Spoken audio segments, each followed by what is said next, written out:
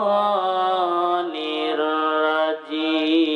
الرجيم بسم الله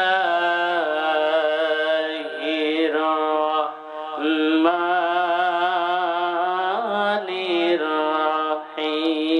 الرحيم فمن يعمل مثقال ذرة خيرا يره ومن يعمل مثقال ذرة شرا يره في كلامه المجيد تركت فيكم أمرين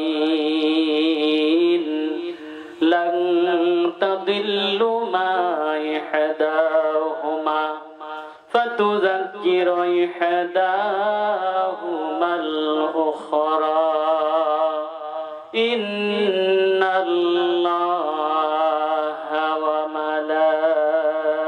وملائكته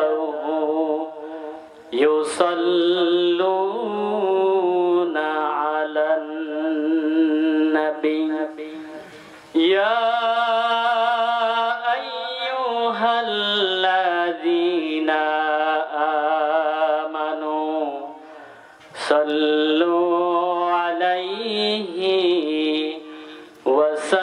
وسلموا تسليما اللهم سيدنا مولانا محمد وعلى آل سيدنا حبيبنا محمد কোথায় রইলে প্রাণের রাসূল আমাদের ছাড়িয়া কোথায় রইলে প্রাণের রাসূল আমাদের ছাড়িয়া কি লাভ হবে আপনি ছাড়া এ ধরাতে বসিয়া আল্লাহুম্মা জবান ছেড়ে দিয়ে সমস্বরে একযোগে সকলে পড়ি আল্লাহুম্মা সাল্লি আলা সাইয়্যিদিনা মাওলানা মুহাম্মদ ওয়া আলা আলি সাইয়্যিদিনা হাবিবিনা মুহাম্মদ কুজে মুসমিলে ইয়া না মিলে মুহাম্মদ মিলে याने वो शई जिसे अल्लाह मिले बलगल उला बिकमालिही कशफत दुजा बिजमालिही हसनत जमीउ खिसालिही सल्लु अलैहि व आलिहि अल्हम्दुलिल्लाह महान अल्लाह रब्बुल आलामीन सुबहानाहु व ताआलार दरबारे लाख कोटी शुक्रिया आदाय करी जे महान अल्लाह रब्बुल आलामीन सुबहानाहु व ताआला বাইতুল মামুর জামে মসজিদ মল্লিকপুর পূর্বপাড়া যুব সমাজ এবং এলাকাবাসীর উদ্যোগে বাৎসরিক তাফসিরুল কোরআন মাহফিলে প্রথম অধিবেশনে মহান আল্লাহ রাব্বুল আলামিন সুবহানাহু ওয়া তাআলা আমাদেরকে দুনিয়াবী অসংখ্য অগণিত ফিতনা এবং ব্যস্ততার মধ্য দিয়ে সুস্থ শরীরে সুস্থ মস্তিষ্ক নিয়ে দুনিয়ার হাজারো কর্মব্যস্ততাকে দূরে ঠেলে জান্নাতি মজলিসে বসার তৌফিক ইনায়েত করলেন, সেই মহান মনিবের দরবারে শুকরিয়া আদায় করি আলহামদুলিল্লাহ।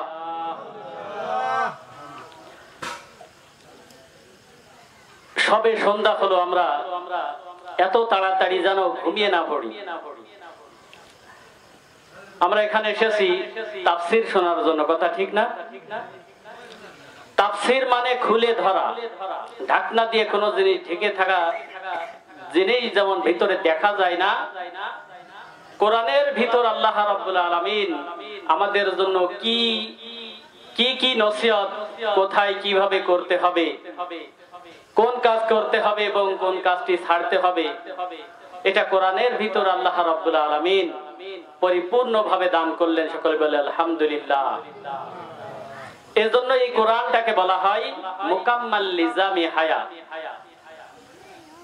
Good of complete life. এর ভিতর নেই এমন কোন জিনিসই নেই। যা কিছু প্রয়োজন মহান আল্লাহ রাব্বুল আলামিন এই কোরআনের ভিতর দান করেছেন। আর এই কোরআনের মাহফিলে আমরা এখন বসতে পেরে আমরা খুশি নাকি বেজার বলেন তো? অল্প নাকি বেশি? যদি বেশি হয়ে থাকি তাহলে জবান ছেড়ে দিয়ে একবার বলেন তো আলহামদুলিল্লাহ। আজকের মাহফিলের সম্মানিত সভাপতি এবং প্রধান অতিথি, বিশেষ অতিথি, আলোচক বৃন্দ এবং মঞ্চে উপবিষ্ট নেতৃবৃন্দ এবং আমার সামনে উপস্থিত দিন দরদি, ইসলাম প্রিয়, দিনদার, মুসলমান, পরহেজগার ভাইরা এবং পর্দানিশীন, পর্দার আড়ালে আমার মা ও বোনেরা, আসসালামু আলাইকুম ওয়া রাহমাতুল্লাহ। আজকে আমরা যেই সময়টা অতিক্রম করতেছি, আমরা কি জানি আসলে এই মাসটার নাম কি? কি মাস বলেন তো? মাহে শাবান। আলহামদুলিল্লাহ, অনেকটাই ভালো। আপনাদের কথার জবাব শুনে আমার খুব ভালো লাগলো। অনেক এলাকায় মানুষ আরবি মাসের হিসাবই রাখে না, জানে না, আরবি প্রয়োজন হয় না, এই জন্য ব্যবহার করে না।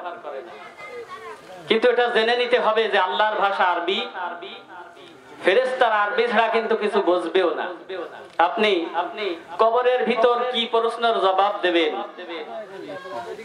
কবরের ভিতর কি প্রশ্নের জবাব দেবেন, ফেরেশতাদের সাথে কথোপকথন করবেন কি ভাষায়, এই ভাষাটা হবে কিন্তু আরবি। এই জন্য আমাদের গতানুগতিক ভাষার সাথে সাথে আমাদের কিন্তু প্রয়োজন ছিল সবার আগে আরবিটাকে জানা, কথা ঠিক না?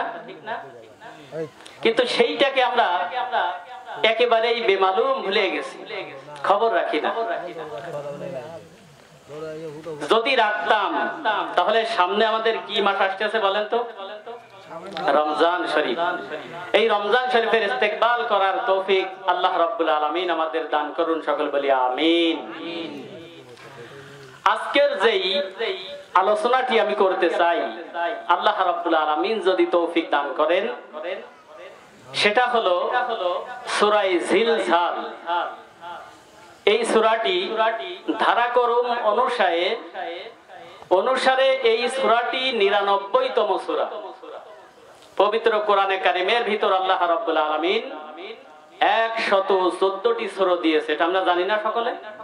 তার ভিতর ৯৯তম সূরার নাম সূরা জিলজাল। মানে কি জানেন? জিলজাল শব্দের অর্থ হয় ভূমিকম্প। ভূমিকম্প, এই সূরার নাম দিয়েছে আল্লাহ ভূমিকম্প।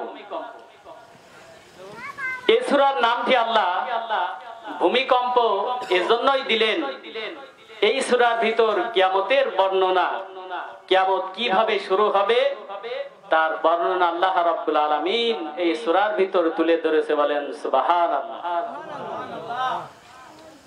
এই সূরাটিতে আয়াত সংখ্যা মোট ৮টি, রুকু ১টা। এই সূরাটি করি এইটা আল্লাহ আমাদের কাছ থেকে হিসাব নেবে না।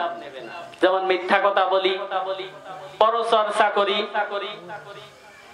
যেমন পরনারীর দিকে একবারের বেশি দৃষ্টি নিক্ষেপ করা যায় না, তারপরেও আর একবার দেখি না আমরা, পরিবেশের কারণে। এখন এই সূরাটির ভিতর আল্লাহ রাব্বুল আলামিন নাজিলের প্রেক্ষাপট এভাবেই দিলেন, যখন নাকি মানুষের ভিতর ধারণা আসলো যে এই ছোট ছোট পাপগুলি আল্লাহ এর জন্য কোনো শাস্তি দেবে না, কৈফিয়ত নেবে না। জাহান্নাম শুধুমাত্র আল্লাহ রাব্বুল আলামিন সৃষ্টি করেছে বড় বড় পাপ, যেমন কবিরা গুনাহ, মানুষ হত্যা করা, নামাজ কাজা করা, বিভিন্ন ধরনের কবিরা গুনার কারণে আল্লাহ শাস্তি দেওয়ার জন্য জাহান্নামকে সৃষ্টি করেছে। যখন মদিনার মানুষের ভিতর এই ধরনের একটা মন মানসিকতা তৈরি হয়ে গেল, আল্লাহ রাব্বুল আলামিন ছোটখাটো গুনার বিষয় কোনো খবর রাখে না, জানে না। আল্লাহ রাব্বুল আলামিন বড় বড় গুনার কারণে শাস্তি দেবে, ছোট গুনার কোনো খবর নেবে না। এই ধারণা যখন মানুষের ভিতরে চলে আসলো, আল্লাহ রাব্বুল আলামিন তার নবীর কাছে আয়াত নাযিল করলেন, নবী হে আপনি জানিয়ে দেন, ফামাইয়া আমাল মিসকালা যাররাতিন খায়রান ইয়ারা ওয়া মাইয়া আমাল মিসকালা যাররাতিন শাররান ইয়ারা। যাররা পরিমাণ, সরিষা পরিমাণ, যাররা পরিমাণ যদি কোনো ভালো কাজ যদি তোমার আমল নামায় থেকে যায়, আমি আল্লাহ তাআলা কিয়ামতের দিন ওইটা সকলের সামনে উঠাবো এবং তোমাকে দেখাবো। যাররা পরিমাণ, যাররা বোঝেন কারে বলে? যাররা হলো একটা আরবি শব্দ। যাররার একটা ব্যাখ্যা দিলে সহজে বুঝতে পারবেন। শীতের দিন সকালে গ্রাম্য মানুষ আমরা সকলেই বুঝতে পারবো, গোল পাতার চাল অথবা টিনের চালের বাড়ি যাদের আছে, শীতের দিন সকালে দেখবেন ঘরের ভিতর অন্ধকার, অন্ধকারের ভিতর দিয়ে টিনের ছিদ্র দিয়ে অথবা গোল পাতার কোনো একটা ফাঁকা দিয়ে আপনার ঘরের ভিতর একটা সূর্যের রশ্মি ঢুকতেছে, ঢোকে না এমন? এই আলোটার ভিতর গিয়ে তাকিয়ে দেখবেন কোটি কোটি ময়লা উড়ে বেড়াচ্ছে। দেখেন এগুলি, এখানে যদি ফু দেন, ফু দিলে দেখা যায় ময়লাগুলো, অসংখ্য ময়লা উড়ে বেড়াতেছে, যেগুলো মাটিতেও পড়ে না, উপরে ওঠে না, ঘুরে বেড়াচ্ছে। এই হলো যাররা। এই ময়লাগুলি কি গুণে শেষ করতে পারবেন কেউ? আল্লাহ রাব্বুল আলামিন তাই বলেন, তোমার আমল নামার ভিতর যদি সামান্য পরিমাণ, সরিষা পরিমাণও না, এক যাররা পরিমাণ যদি কোনো ভালো কাজ থেকে যায়, আমি আল্লাহ তাআলা কিয়ামতের দিন তোমাকে ওই ভালো কাজটা দেখাবো এবং তার জন্য পুরস্কৃত করব। বলেন সুবহানাল্লাহ। শুধু তাই নয়, যদি তোমার আমল নামায় যাররা পরিমাণ, সরিষা পরিমাণ যদি এক যাররা পরিমাণও কোনো একটা অসৎ কাজ, বদ কাজ থেকে থাকে, যদি তোমার আল্লাহর নাফরমানি সেটা যদি যাররা পরিমাণও হয়, আমি আল্লাহ তাআলা কিয়ামতের দিন তোমাকে তা দেখাবো এবং তার জন্য তোমাকে তিরস্কার দেব, শাস্তি দেব। বলেন নাউজুবিল্লাহ। অতএব এই সূরাটি এই জন্যই নাজিল হয়েছে যে বড় কাজ, বড় গুনাহ করব, ছোটগুলার খবরই নেব না তা না। এখানে বুঝে আসছে আমাদের যে ছোট গুনাহ যেটা, যে রাস্তা দিয়ে একটা মেয়েও হেঁটে যেতেছে, আমি বুঝতে পারলাম ওই দিকে তাকানো যাবে না। একবার বুঝলেন, তারপরে তাকালেন, ওইটাও একটা গুনাহ, এবং ওইটা আল্লাহ রাব্বুল আলামিন কিয়ামতের দিন যদি আপনার সামনে তুলে ধরে, আজকে এই কয়জন মানুষের সামনে না, আদম নবী থেকে শুরু করে শেষ মানুষটা পর্যন্ত একই জায়গায়, একই মাঠে উপস্থিত হবে। এই দিনের পরিস্থিতি কেমন হবে বলেন তো? আল্লাহ রাব্বুল আলামিন এই দিন যদি কোনো ব্যক্তিকে সৎ কাজ করার কারণে তাকে সৎ মানুষ হিসেবে, ভালো মানুষ হিসেবে যদি সার্টিফিকেট দান করে, এই ব্যক্তির আমলনামা আল্লাহ তাআলা খুশি হয়ে তার ডান হাতে দান করবে। বলেন সুবহানাল্লাহ। আর যারা বদকার হবে, যারা আল্লাহর নাফরমান বান্দা হবে, আল্লাহ রাব্বুল আলামিন এদেরকেও আমলনামা দান করবে, কিন্তু তাদের ডান হাতে নয়, তাদের আমলনামা আল্লাহ তাআলা দান করবে বাম হাতে। কোন হাতে বলেন তো? বাম হাতে। তবে ডান হাতটা সামনে দেবে আর বাম হাতটা নিতে চাইবে না তার আমলনামা। যে এত আমল, এত বদ কাজ আমি করেছি, গুনাহগার নিতে স্বীকার করবে না যে আল্লাহ এটা আমার আমল না, আমাকে দিও না। কিন্তু আল্লাহ রাব্বুল আলামিনের ফেরেশতারা তার বুকটা ছিদ্র করে বাম হাতটাকে পেছনের দিক নিয়ে যাবে, পিছনের দিক নিয়ে তার হাতের উপর তার আমলনামাটা বুঝিয়ে দেবে, এই নাও এটা তোমার আমলনামা। নেককার বান্দা যারা হবে, ডান হাতে আমলনামা পাওয়ার সঙ্গে সঙ্গে এই ব্যক্তি দৌড় দিয়ে চলে যাবে তার আপন আত্মীয় স্বজন যারা রয়েছে তাদের কাছে গিয়ে বলবে, ভাই দেখো আল্লাহ রাব্বুল আলামিন আমার দুনিয়ার কাজে খুশি হয়ে আমার উপর, আল্লাহ রাব্বুল আলামিন খুশি হয়েছে, খুশি হয়ে আমার আমলনামাটা আজকে ডান হাতে দিয়েছে, একটু পড়ে দেখো। যদি কোনো ছাত্র এসএসসি পরীক্ষা দিয়ে, ধরুন এসএসসি পরীক্ষা দিয়ে বাড়িতে আসলো, আসার পরে সে প্রত্যেকটা সাবজেক্টে ভালো ফলাফল পেয়েছে, লেটার পেয়েছে প্রত্যেকটা সাবজেক্টে। এই ছাত্রটা কিন্তু নিয়ে এসে দৌড়িয়ে যায় তার মায়ের কাছে, মা দেখো আমি খুব ভালো নাম্বার পাইছি। বাবার কাছে যাই, আত্মীয় স্বজনের কাছে যাই। কিন্তু যারা বদকার হবে তাদের বাম হাতে আমলনামা দেওয়ার পরে মানুষকে দেখানো তো দূরের কথা, এই মানুষটা যন্ত্রণার চোটে ছটফট আর দাপাদাপি করবে। আল্লাহ রাব্বুল আলামিন বলেন, এই ব্যক্তির আমলনামা যখন বাম হাতে চলে আসবে, এই ব্যক্তি নিজের কাছে নিজে মনে করবে এই আমলনামা আমার প্রয়োজন নেই। কেন দিল আল্লাহ এই আমলনামাকে? কেন দিলে? আমার দরকার নেই এই আমলনামা। এখন আমি বিস্তারিত কথা আর আগাবো না। আমরা কি আমলনামা কিয়ামতের দিন ডান হাতে চাই নাকি বাম হাতে চাই বলেন তো? ডান হাতে চাই না? কথাটা ঠিক যেমন সহজে বুঝে নিলেন, কাজ কিন্তু ঠিক ওইভাবেই করা লাগবে। যেহেতু এক সময় এলাকায় কিন্তু আমি ইমামতি করতাম, আমি তখন হিদায়াতুন নাহুর ছাত্র। তখন থেকে আজ পর্যন্ত এই এলাকার উন্নতি খুব একটা হয়নি, অবনতি হয়েছে। কিন্তু এটা যাতে আমাদের না হয়, আজকের থেকেই নিজের ভিতর পরিবর্তন আনতে হবে। কেন পরিবর্তন আনতে হবে জানেন? যারা পরিমাণ যদি অসৎ কাজ করি তাহলে এইটারও হিসাব আল্লাহ আমার হাতে দেবে। কোন হাতে? ডান হাতে অথবা বাম হাতে। আমরা ডান হাতে সকলেই নিতে চাই না? বাম হাতে কেউ নিতে চায় না। এখন আসুন তাহলে আমরা ধারাক্রম অনুযায়ী আলোচনার দিকে ফিরে যাই। আমি বলেছিলাম এই সূরাটির নাম জিলজাল, মানে ভূমিকম্প। একটু আমার সাথে আওয়াজ করবেন যদি বুঝতে পারেন আলোচনা। এই সূরার নাম কি? ভূমিকম্প না? ভূমিকম্প কেন হয় এর কারণ আছে। ভূমিকম্পের কারণটা কি? এই দুনিয়ার জমিনে ভূমিকম্প হয় না? ভূমিকম্প হয়। ভূমিকম্প হওয়ার চারটি কারণ রয়েছে। চারটি কারণের কারণে আল্লাহ রাব্বুল আলামিন নারাজ হয়ে যে এলাকার ভিতর এই চারটি কারণ দেখা দেয়, আল্লাহ সরকারি প্রোগ্রাম বলেন আর যে কোনো অনুষ্ঠান বলেন, এই যে কে বললেন যে না হয় না, আচ্ছা হয় না কিভাবে বলি?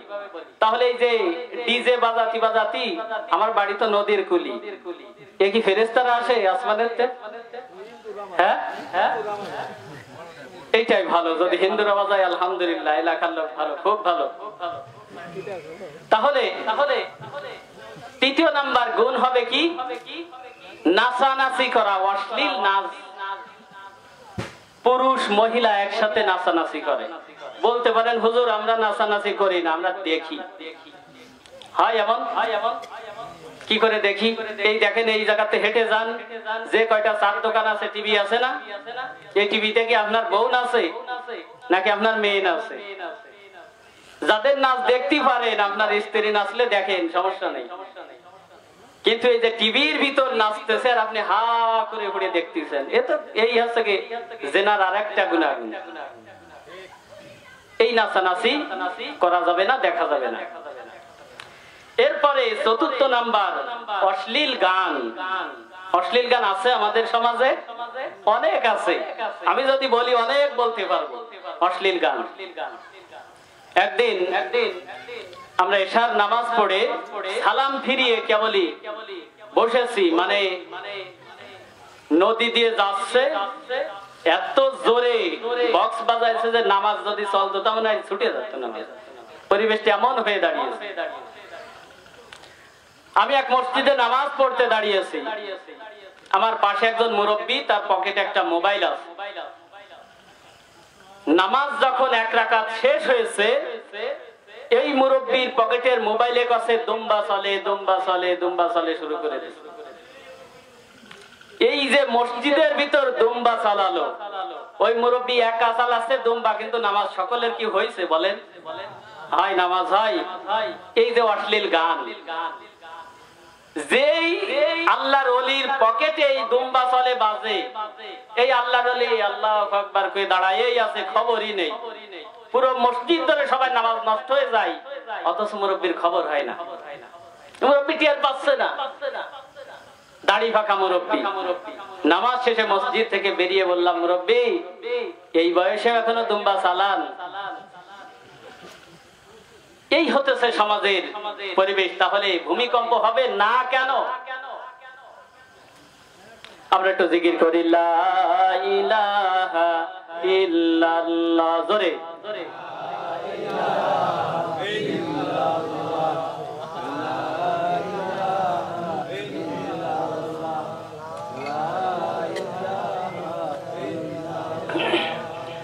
লা ইলাহা ইল্লাল্লাহু মুহাম্মাদুর রাসূলুল্লাহ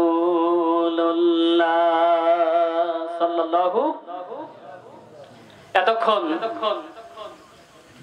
সার্বিক ধারা বললাম, হয়তো একটু কড়া হয়ে গেছে, কিন্তু এবার আমার কথা আর বলবো না। এটা বললাম কিন্তু আল্লাহরই কথা, হয়তো আমার কায়দায় বলেছি, এই জন্য। এবার আসুন আমরা সরাসরি আলোচনার দিকে ডুবে যাই। তাহলে এই সূরার নাজিলের প্রেক্ষাপট ছিল ছোট গোনা বড় গোনা সবকিছুর হিসাব আল্লাহ নেবে। নেবে না? নেবে। এরপরে ভূমিকম্পর কারণ কি তাও বললাম। ভূমিকম্পর তাহলে 1 নম্বরে মদখোর, 2 নম্বরে জিনাখোর, 3 নম্বরে নাচানাচি এবং 4র্থ নম্বরে অশ্লীল গান। এই কয়টা জিনিস থেকে ফিরে থাকবো, পারবো তো ইনশাআল্লাহ? আল্লাহ রাব্বুল আলামিন আমাদের তৌফিক দান করুন, সকলে বলি আমিন। আল্লাহ রাব্বুল আলামিন সূরা জিলজালের ভিতর আলোচনাটা এভাবেই দিয়েছে। আল্লাহ রাব্বুল আলামিন বলেন, ইযা যুলজিলাতিল আরদু জিলজালাহা।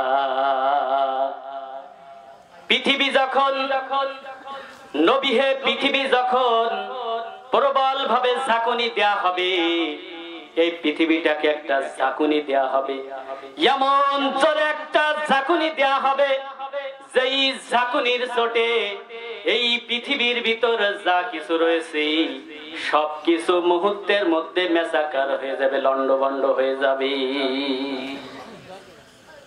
মুহূর্তের ভিতর যখন সবকিছু ধ্বংস হয়ে যাবে, রাজা বাদশার যত বড় বাড়ি থাকুক না কেন, যত বড় পর্বতমালা থাকুক, যত বড় গাছ থাকুক, যত বড় যা কিছু থাকুক না কেন, আমি আল্লাহ তাআলা এই জমিনকে এমন জোরে একটা ঝাঁকুনি মারবো, এই জাকুনির চোটে সব কিছু একাকার হয়ে যাবে।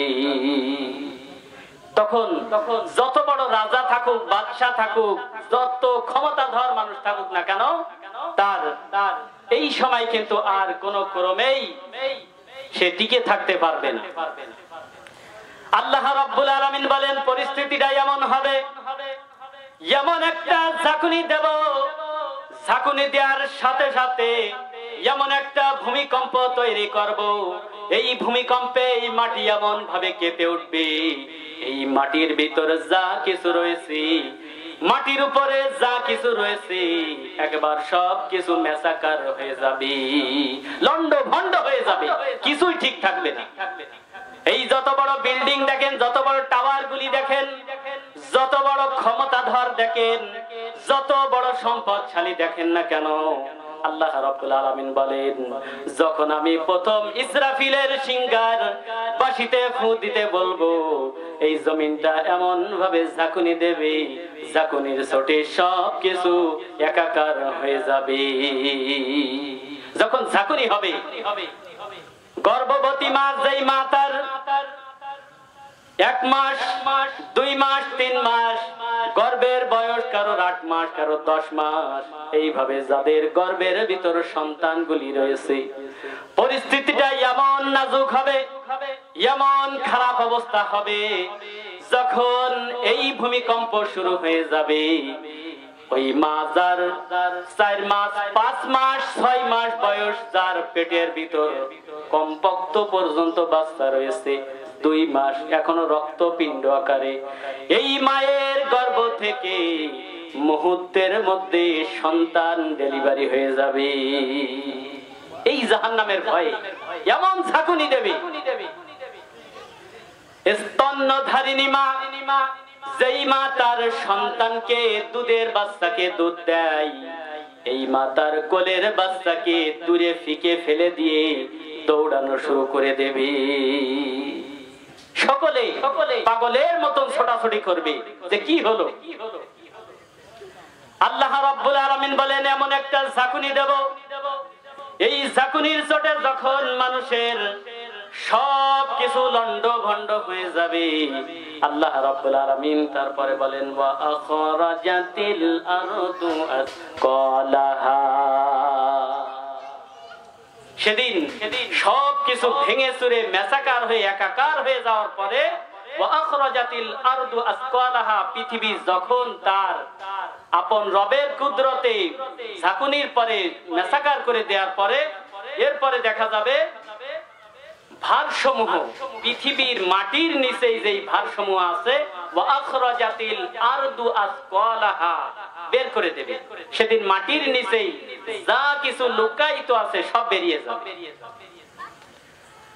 পরিস্থিতিটা এমন হবে, মাটির নিচেই লুকায়িত স্বর্ণের পাহাড়, রূপার পাহাড়, তেল এবং খনিজ সম্পদ যা কিছু মাটির তলে লুকায়িত আছে, এই সকল জিনিসগুলি মুহূর্তের মধ্যে এই মাটি উপরে বের করে দেবে। বলেন সুবহানাল্লাহ।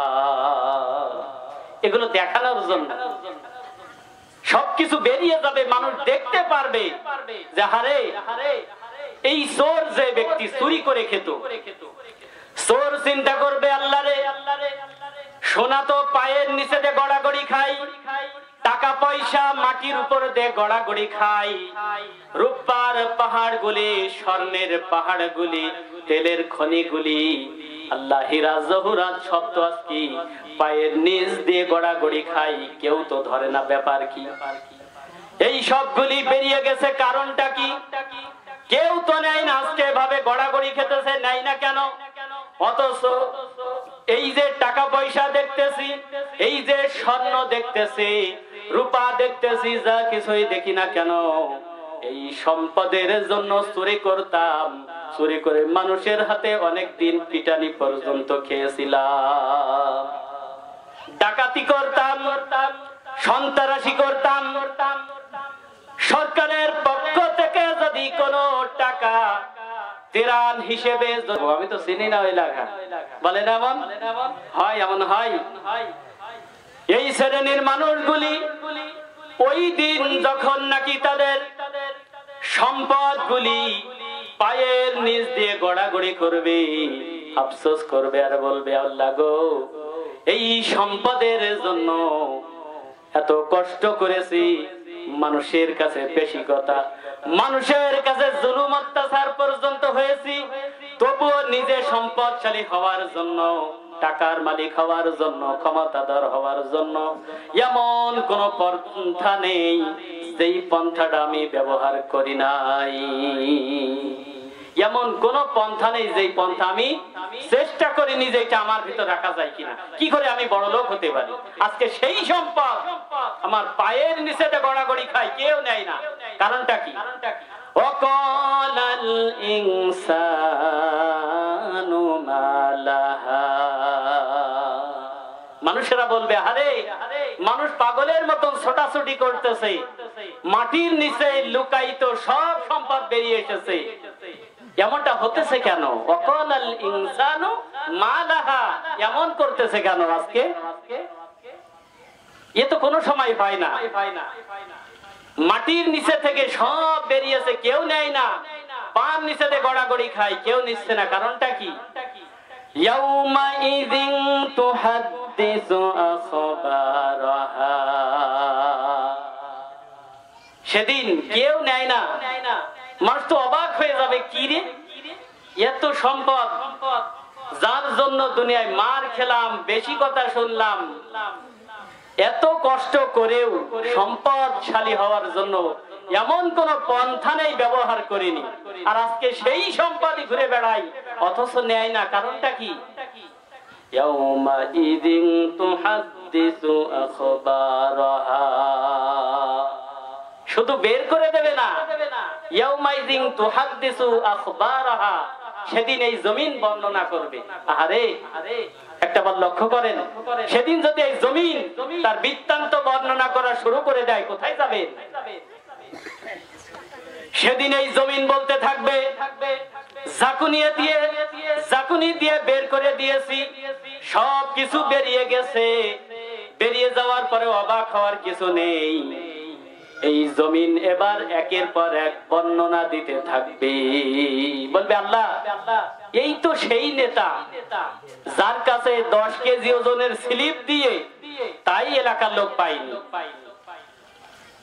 মাটি তখন বৃত্তান্ত বর্ণনা করবে, বিস্তারিত ভাবে বলে দেবে রব্বুল আলামিন, তোমার অমুক বান্দা সম্পদের জন্য অমুক মানুষকে অমুক জায়গায় মেরে ফেলেছিল, অমুক মানুষকে তার সম্পদ কেড়ে নিয়েছিল, জমিনের আইল যখন ঠিক করেছিল, এক হাত করতে করতে 2-3 হাত আর একজনের জমিনের ভিতরে ঠেলে দিয়েছিল।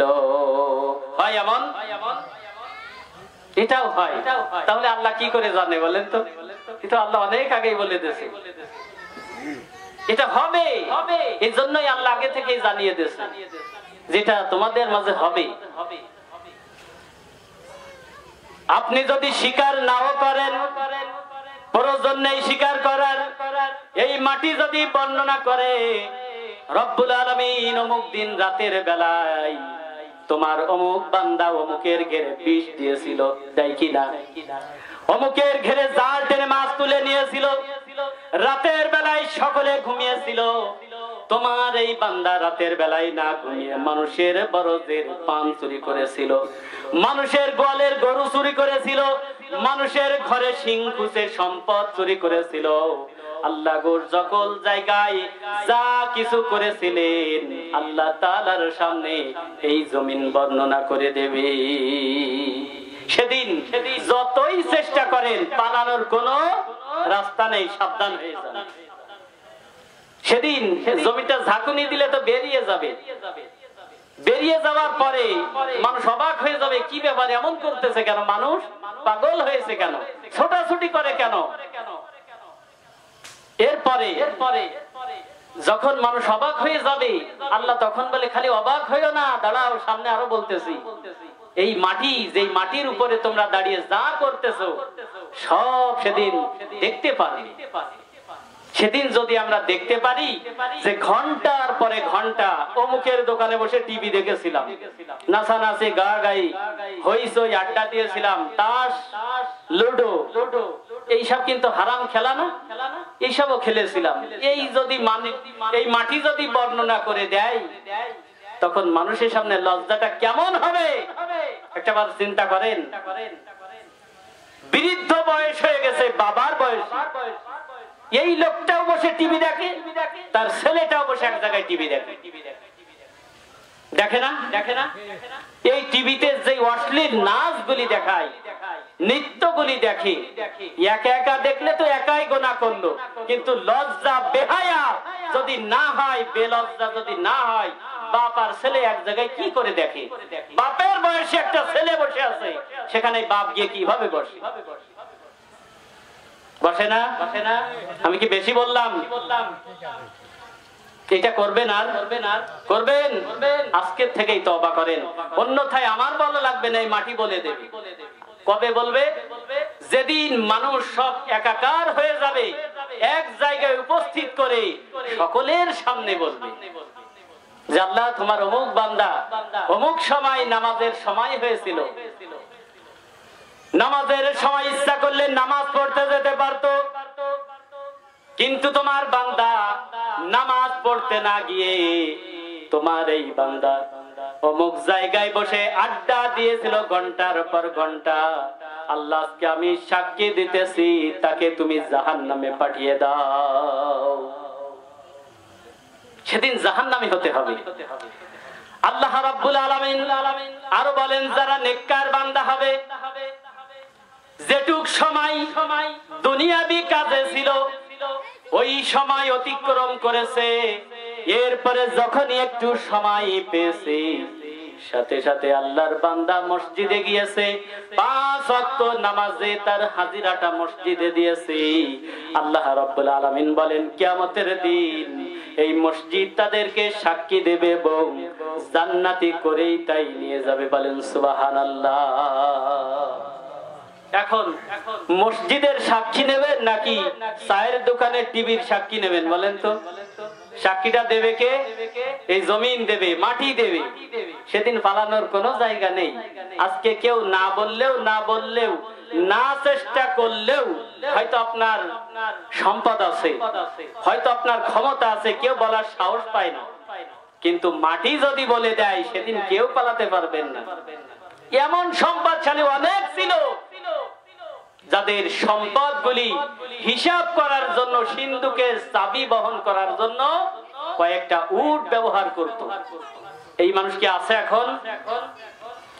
এই যে রাস্তাগুলি রয়েছে, এই রাস্তাগুলি থাকবে, এই রাস্তার ভিতর নতুন নতুন গাড়ি আসবে, নতুন মডেলের গাড়ি আসবে, নতুন মডেলের গাড়িগুলি চলতে থাকবে, এই গাড়িগুলি পরিবর্তন হবে, নতুন করে আবার গাড়ি আসবে। এই রাস্তার জায়গায় রাস্তা থাকবে, গাড়ির জায়গায় গাড়ি থাকবে, বাড়ির জায়গায় বাড়ি থাকবে, সব কিছু ঠিকই থাকবে, শুধুমাত্র পরিবর্তন হবে প্যাসেঞ্জার গুলি। এই দুনিয়ায় চিরস্থায়ী কেউ না, এই দুনিয়ায় থাকার জন্য কেউ আসেনি, আমরা যেতেই হবে। বিশ্বাস করেন, একটা গাড়ির ভিতর কত ধরনের যাত্রী ওঠে, সকলে কি গাড়ির ভিতর থাকে? থাকে না। যাত্রী পাল্টিয়ে যায় কিন্তু গাড়িটাই থেকে যায়। তা এই দুনিয়ার জায়গায় দুনিয়া ঠিকই থাকবে, 2 দিন আগে অথবা পরে আমাকে আপনাকে নিয়ে যাবে, যাবে না? এই জন্য আমাদের তওবা করা লাগবে যে আল্লাহ যা করেছি, ভুল করেছি, আমাদেরকে মাফ করে দাও। আল্লাহ রাব্বুল আলামিন বলেন, ইয়াউমা ইযিন তুহাদ্দিসু আখবারাহা, এই জমিন সেদিন সব কিছু বৃত্তান্ত বর্ণনা করতে থাকবে। বৃত্তান্তটা যেন আল্লাহ তাআলা বলেন মানুষের পক্ষে ভালো হয়, এটাই যেন আমাদের সকলের নসিবে হয়। সকলে বলি আমিন। আল্লাহ কিন্তু চাই না আমরা জাহান্নামী হয়ে যাই, আমাদের জন্য জান্নাত বানিয়ে রেখেছে, জাহান্নাম না। অস্বীকারীদের জন্য জাহান্নাম, কিন্তু আমরা কি আল্লাহকে অস্বীকার? আল্লাহ রাব্বুল আলামিন বলেন, ফামাইয়ামাল মিসকালা যাররাতিন খায়রান ইয়ারা, ومن يعمل مثقال ذرة شرا يره সেদিন আল্লাহ রাব্বুল আলামিন উপস্থিত করবেন আমাদেরকে আমাদের আমল দেখানোর জন্য যে আসলে আমরা কি করেছিলাম দুনিয়ায়, কি জন্য আমাদের পাঠিয়েছিল আর আমরা কি করলাম, এইটা দেখানোর জন্য আল্লাহ রাব্বুল আলামিন আমাদের হাজির করবেন। ইসরাফিল আলাইহিস সালাতু ওয়াস সালাম দ্বিতীয়বার যখন সিংহায় ফুঁক দেবে, দ্বিতীয়বার সিংহায় যখন আবার ফু দেবে, আল্লাহ রাব্বুল আলামিন বলেন এই জমিনগুলি তার সবকিছু বের করে দেবে। মাটির নিচে যারা ঘুমিয়ে আছে, ইন্তেকাল করে মাটির নিচে যারা চলে গিয়েছে, এই মানুষগুলি সেদিন মাথা ঝাড়তে ঝাড়তে উঠে দৌড়ানো শুরু করবে, দৌড়াতে থাকবে। নেককার বান্দাগুলি সেদিন বলতে থাকবে ইয়া ওয়াইলাতানা মালি হাযাল কিতাব, এ কেমন আশ্চর্যজনক কিতাব যেটা আমাদের হাতে দিয়ে সেটাই ছোট ছোট যেসব পাপ করেছি সেটাও বাদ পড়েনি, বড় পাপ যেটা করেছি সেটাও বাদ পড়েনি। ই আবার কেমন আশ্চর্যজনক কিতাব, এই কিতাবটা কেমন, এটার ভিতর কোনো একটা জাররা পরিমাণ কোন জিনিসও বাদ পড়েনি, কেমন কিতাব। মালি হাযাল কিতাব লা ইউগাদিরু সগীরাতাও ওয়ালা কাবীরাতান ইল্লা আহসাহা, ছোট ছোট গুনাহ যা করেছি তাও আছে, যা বড় গুনাহ করেছি তাও আছে। এখন ডান হাতে নেবেন না বাম হাতে নেবেন, কোন হাতে নিতে চান? এখন বলেন ডান হাতে আছে, কথা ঠিক। আল্লাহ যেন ঠিক সকলেরই রাখে। ডান হাতে যাদের আমলনামাগুলি আল্লাহ রাব্বুল আলামিন দান করবে, দৌড়িয়ে তারা নিজেদের আপন মানুষের কাছে চলে যাবে। আল্লাহ রাব্বুল আলামিন কিয়ামতের দিন ডাক দিয়ে বলবে অপরাধীর দলেরা, তোমরা যারা যে যেই কাজ করেছিলে, ইয়া ওয়াইলানা মালি হাযাল কিতাব, তোমাদের কিতাবগুলি তোমাদের হাতে দিয়েছি, নিয়ে এবার দেখাও তোমাদের আত্মীয় স্বজন যারা আছে তাদেরকে এই কিতাব থেকে দেখাও যে তোমরা কি কি পেয়েছো। কিন্তু যারা বদকার হবে এই মানুষগুলি, আল্লাহ রাব্বুল আলামিন তাদের হাতেও আমলনামা দান করবে। আমলনামা দান করার পরে এই বান্দাগুলি কেউ বলবে দেখো তোমার আমল কি দিয়েছি, কিন্তু আমল দেখার কোন পরিবেশ তার আছে নাকি? আছে। আমি প্রথমেই বলেছিলাম যে বেঈমানের আমলনামাটা দেবে কোন হাতে? বাম হাতে। কোথায় দেবে? বুকটা ছিদ্র করে পেছন দিক থেকে হাত বের করে তাই দেবে। তাহলে মুখটা যদি সামনে থাকে, চোখ যদি সামনে থাকে, পিছনে কিভাবে দেখবে? দেখার কোন কায়দা আছে? ফেরেশতারা বলবে রব্বুল আলামিন কেমন করে দেখবে তোমার বান্দা? মাথা তো সামনে কিন্তু আমলনামা চলে গেছে পিছনে, কি করে দেখবে? আল্লাহ রাব্বুল আলামিন বলবে আমার ওই বান্দার মাথাটা মুছড়িয়ে ভেঙে দিয়ে পেছন দিক দিয়ে দাও, যাতে করে তার আমলনামাটা পড়তে পারে। মাথাটা ধরে মুছড়িয়ে ভেঙে পিছন দিক নিয়ে দেবে। একে তো মাথা ভাঙা যন্ত্রণা, একে তো কলিজা ছেঁড়া যন্ত্রণা, আবার যদি বদ আমল হয় এই ব্যক্তি মনের ভুলেও আমলনামা পড়তে চাইবে না, মনের ভুলেও এই আমলনামা নিতে চাইবে না। আমরা কি আসলে আমলনামা নিতে চাই? সকলে নিতে চান? তাহলে আমাদের ভালো আমল করতে হবে। ওয়াজ দেখেন সারা জীবন যদি করা হয় আর সারা জীবন যদি শোনা হয়, এতে কোনো ফায়দা আসবে না যদি আমরা আমল না করি। আমল কি করব আমরা? আমরা কি নেককার হতে চাই নাকি বদকার হতে চাই বলেন তো? আল্লাহ রাব্বুল আলামিন কিয়ামতের দিন মুসিবতের সময় যখন এই মানুষগুলি একত্রিত হয়ে যাবে, আল্লাহ তাআলা বলবেন যারা জাহান্নামী হয়েছে জাহান্নামীদেরকে আগে বাছাই করে নিয়ে জাহান্নামে পাঠিয়ে দাও। 120 কাতার বিশিষ্ট দল হবে। 120টা ভাগ বলেন, কাতার বলেন, যাই বলেন, 120 ভাগে বিভক্ত হবে। এর ভিতর 80টা দল হবে, 80টা কাতার হবে উম্মতি মুহাম্মাদি সাল্লাল্লাহু আলাইহি ওয়াসাল্লামের। বলেন সুবহানাল্লাহ। শুধু 80 কাতার, এরা হবে সকলেই জান্নাতি। বলেন সুবহানাল্লাহ। 120 কাতারের ভিতর 80 কাতার উম্মতি মুহাম্মাদি জান্নাতীদের কাতারভুক্ত হবে। আর বাদ বাকি অন্যান্য যত নবীদের উম্মত তাদের কয় কাতার হবে? তাহলে 40 কাতার। ঠিক আছে, বুঝতে পারিছেন? তাহলে আমাদের কিন্তু ওই যে 80 কাতারের অন্তর্ভুক্ত হতে হবে। পারবো তো ইনশাআল্লাহ? আল্লাহ রাব্বুল আলামিন ডাক দিয়ে বলবেন, অপরাধীর দলেরা, আমতাজুল ইয়াউমা আইয়ুহাল মুজরিমুন, অপরাধীরা তোমরা তোমাদের দলে বিভক্ত হয়ে যাও। জান্নাতীদের কাতার যখন বাছাই করা হয়ে যাবে, এবার আল্লাহ ঘোষণা দেবে যে এবার অপরাধীরা যারা যে কাতারের লোক তারা সেই কাতারে চলে যাবে। সেদিন যারা দুনিয়ার বুকে চোর ছিল চোরের কাতারে যাবে, যে ডাকাতি করত সে ডাকাতের কাতারে যাবে, যে জেনা করত সে জেনাকারীর কাতারে যাবে। কেউ কাউকে বলে দেয়া লাগবে না, কেউ কাউকে বলে দেয়া লাগবে না। লাগবে?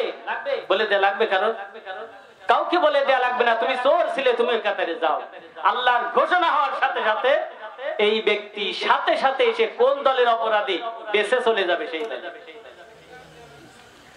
আল্লাহ রাব্বুল আলামিন বলবেন, আমার যেই বান্দাগুলি দুনিয়ায় আমাকে অস্বীকার করত, আমি আল্লাহ তাআলা তাদেরকে যে দুনিয়ায় হাত দিয়েছিলাম, পা দিয়েছিলাম, চক্ষু দিয়েছিলাম, সমাজে চলার জন্য ব্রেন শক্তি দিয়েছিলাম, কি করেছিলে সেদিন? সেদিন আল্লাহর সামনে এগুলির হিসাব দেয়া লাগবে। আমি আপনি না দিলে ওই যে বললাম মাটিতে বের করে দেবে আর মাটিতেই সব বলে দেবে। আমার বলা লাগবে? আমি যদিও চুপ করে থাকি মাটিতেই বৃত্তান্ত করে দেবে যে আল্লাহ এই ব্যক্তি এই করত।